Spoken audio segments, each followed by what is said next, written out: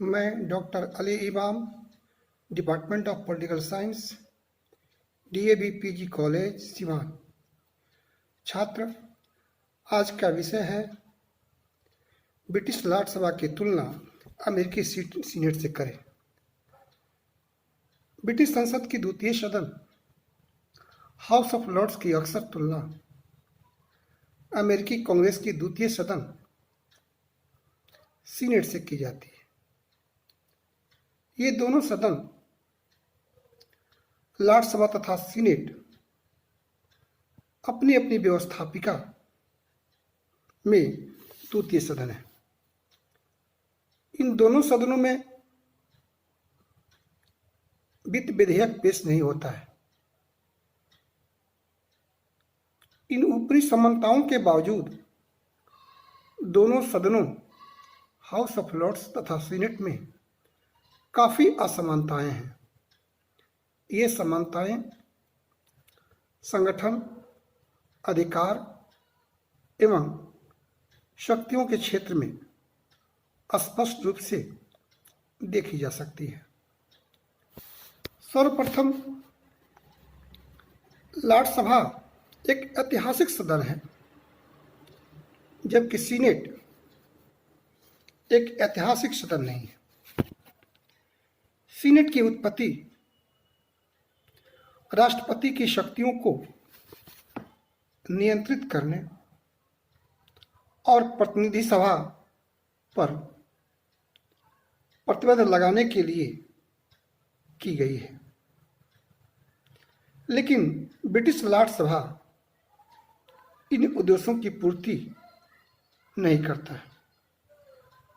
दूसरे, लॉर्ड सभा में विविध प्रकार के सदस्य पाए जाते हैं, जैसे शाही रक्त या मूल वंश के राजकुमार, princes of royal blood, England के पैट्रिक पियर्स, स्कॉटलैंड का पियर्स, स्पिरिचुअल पियर्स, जीवन पियर्स या लाइफ पियर्स, विधि लॉर्ड्स। ऐसे सदस्य रूढ़िवादी विचार के होते हैं। आज के लोकतांत्रिक युग से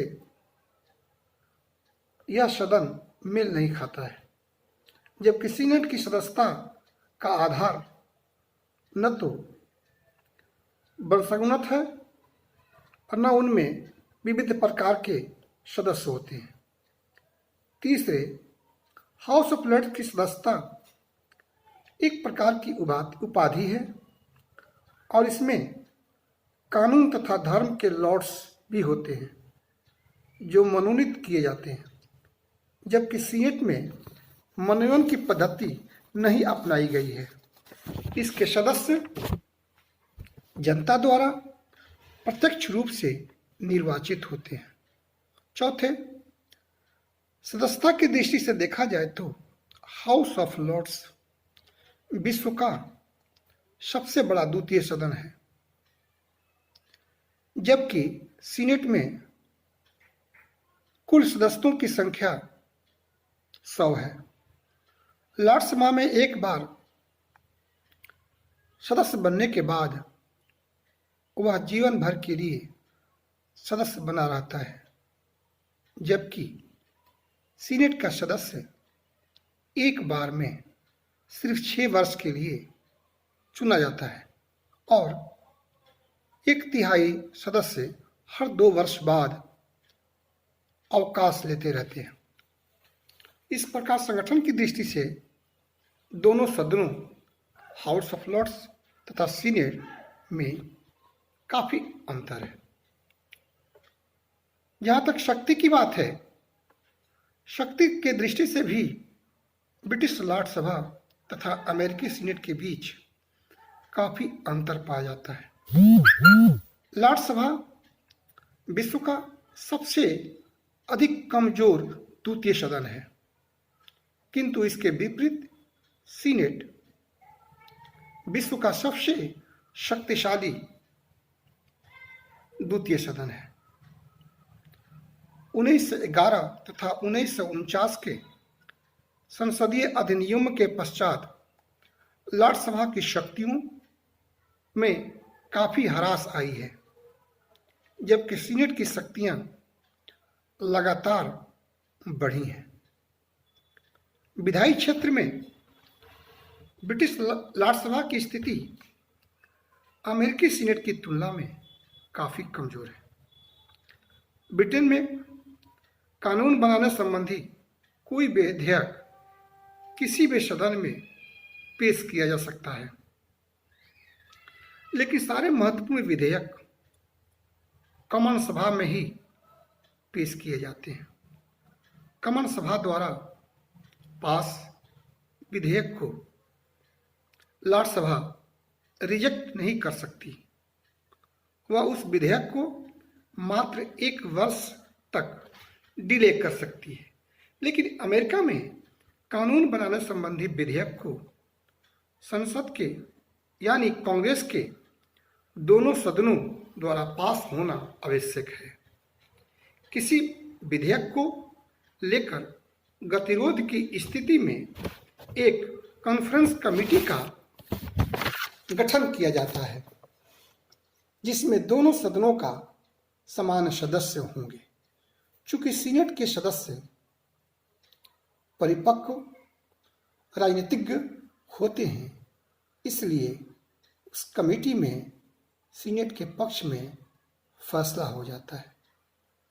जहाँ तक विधायी क्षेत्र की बात है, वित्तीय क्षेत्र की बात है, उसमें भी ब्रिटिश राज्यसभा की स्थिति अमेरिकी सीनेट की तुलना में बेहद कमजोर है। कॉमन सभा द्वारा पास विधेयक को राज्यसभा मात्र 1 माह तक ही रोक सकती है या उसमें कुछ संशोधनों या सुझाव के साथ कॉमन सभा को लौटा सकती है। उस प्रस्तावित संशोधन या सुझाव को मानना या न मानना कॉमन सभा की मर्जी पर निर्भर करता है। लेकिन अमेरिका में धन विधेयक तो प्रतिनिधि सभा में ही पेश किया जाता है और उसके द्वारा पास धन विधेयक को सीनेट में भेजा जाता है। लेकिन सीनेट द्वारा पास होने के बाद ही वह धन विधेयक पास माना जाता है। जहां तक कार्यपालिका के क्षेत्र में दोनों के बीच शक्ति की बात है, तो उसमें भी राज्यसभा कोई प्रभावशाली शक्तियों का उपभोग नहीं करती है। वह अविश्वास के प्रस्ताव पास करके मंत्रिमंडल को भंग नहीं कर सकती। लेकिन अमेरिका में सीनेट द्वारा की गई नियुक्तियों पर अपनी स्वीकृति प्रदान करती है। साथ ही साथ राष्ट्रपति द्वारा दूसरे देशों से की गई संधियों पर भी सीनेट पुष्टि की मुहर लगाती है। सीनेट राष्ट्रपति द्वारा की गई नियुक्तियों को अस्वीकार कर सकती है और अमेरिका में ऐसा कई बार हो चुका है। और विदेशों से भी की गई संधियों को पुष्टि नहीं कर सकती, ऐसा भी कई बार हुआ है। जैसे कि लीग ऑफ नेशंस की स्थापना वुडरो विल्सन के द्वारा भी की गई थी, लेकिन सीनेट की सहमति पुष्टि नहीं पाने की वजह से या सहमति नहीं मिलने की वजह से लीग ऑफ नेशंस का सदस्य अमेरिका नहीं हो सका। सीनेट ने कई बार ऐसा किया है। अतः कार्यपालिका के क्षेत्र में अमेरिकी सीनेट की तुलना ब्रिटिश हाउस ऑफ लॉर्ड्स से नहीं की जा सकती।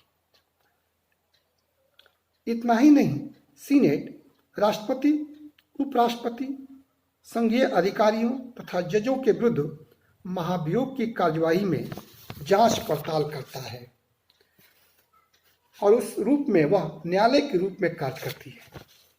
जब हाउस ऑफ रिप्रेजेंटेटिव के द्वारा आरोप लगाया जाता है तो सीनेट उस आरोपों की जांच पड़ताल तथा अपने 2/3 बहुमत से दोषी के विरुद्ध आदेश को पास करती है।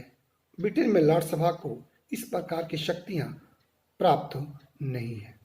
जैसा कि छात्र जानते हैं कि अभी अभी डोनाल्ड ट्रंप अमेरिका के राष्ट्रपति के विरोध में वहाँ के हाउस ऑफ रिप्रेजेंटेटिव के द्वारा महाभियोग की प्रक्रिया चलाई गई और वहाँ से पास होने के बाद सीनेट में भेजा गया।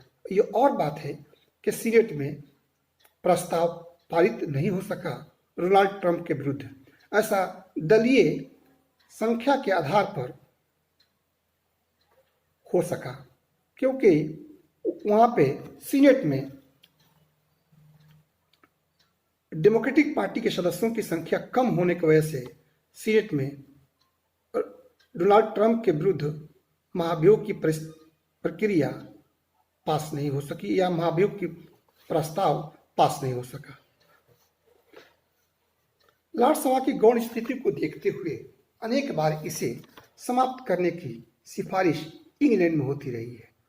यदि लोकसभा को समाप्त कर दिया जाए तो संविधान या ब्रिटिश राजनीतिक व्यवस्था पर कोई प्रभाव नहीं पड़ेगा, जबकि सीनेट की समाप्ति से संविधान की चेक्स एंड बैलेंस की प्रणाली ही समाप्त हो जाएगी। साथ ही साथ अमेरिकी संघीय प्रणाली समाप्त हो जाएगी। सीनेट की उपयोगिता संघीय इकाइयों को समान प्रतिनिधित्व और प्रादेशिक एकता के लिए है, जबकि लोकसभा की ऐसी कोई उपयोगिता नहीं है। संक्षेप में यह कहा जा सकता है कि भले ही लोकसभा विश्व की सबसे कमजोर द्वितीय सदन है और उसकी तुलना में अमेरिकी सीनेट विश्व के सबसे शक्तिशाली द्वितीय सदन है, फिर भी ब्रिटिश जनता की आस्था लोकसभा में अभी भी बनी हुई है।